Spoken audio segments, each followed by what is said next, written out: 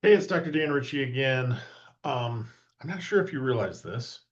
One of the biggest opportunities you have is impacting cognitive decline and Alzheimer's disease. And I have been looking at this now for a number of years, the last few years, even more so. The number of cases of Alzheimer's disease is set to triple in the next 20 to 25 years. In fact, if you look back at 2020, we're at about 5.5 million. Here we are in 25. It's over 6 million people in the US with Alzheimer's. By 2050, that's projected to be over 14 million. So, how's that an opportunity for us in fitness? We have got to be talking about how much fitness impacts brain health. In fact, when we look at the statistics for baby boomers, it's rather depressing. It's alarming, but that means it's a massive opportunity. Alzheimer's Association has said most of America's baby boomers are going to spend their retirement years either with Alzheimer's at some point or caring for someone who has it. That's dramatic. That's life changing. It's life altering. It's probably not what they hoped for their retirement years. And of course, much of that is due to the fact that we're living longer and we're not as active as we should be. We're not taking care of ourselves as best as we could. Is Alzheimer's inevitable with age? No, we know it's not. But unfortunately, for so many people, because they're not doing what they should do in terms of their fitness, nutrition, sleep, and health, Alzheimer's can become inevitable. So, some of the risk factors you should be aware of: you can't change your age, right? The older you get, the more your risk goes up. So, what happens in 2026? Boomers start turning 80, and we're going to see their risk of Alzheimer's go up. Sex, it's slightly higher for women. We actually think most of that's due to the fact that women live longer. We're not sure for sure, but women do have a higher incidence of Alzheimer's. Of course, women do live longer than men. So some of Alzheimer's is very age related. There's a race and ethnic component. There's some genes, right? Some of us have more susceptibility to due to genes.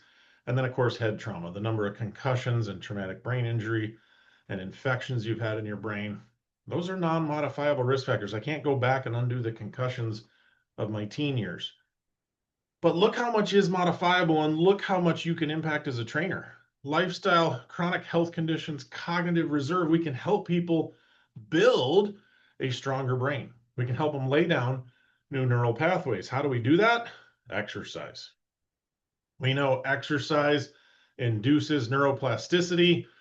That's the brain's ability to reorganize and rebuild itself by forming new neural connections, right? Learning to dance, learning to play pickleball, learning how to do a lunge, learning how to do an exercise movement, learning how to do any sort of sport, physical activity, going for a hike outdoors where I'm stimulated. We've got to be training our brains.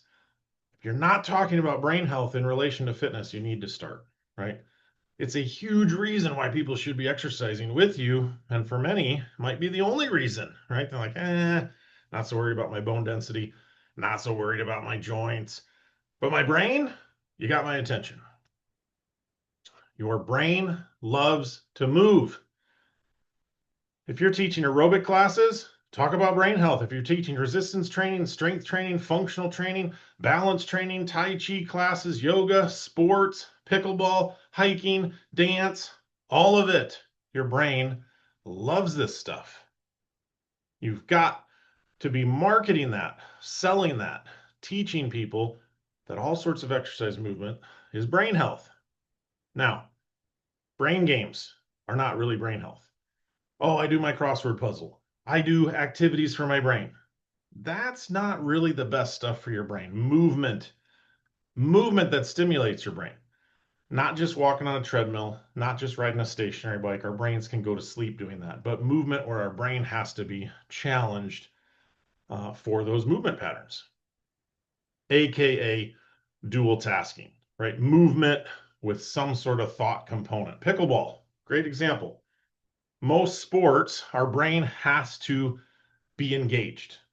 Most exercises in the gym, our brain has to be engaged, right? A jumping jack, a lunge, a squat.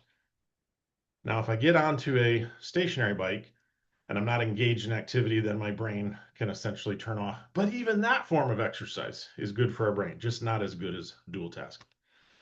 So you absolutely can teach an old dog new tricks. Now, Little teaser. I'm going to be doing a 2-hour workshop for PFP coming up in the coming months. I want you to be thinking about that. It's going to be brain health, balance health, brain circuits, balance circuits. How do we teach an old dog new tricks? How do we create balance games that also stimulate our brain?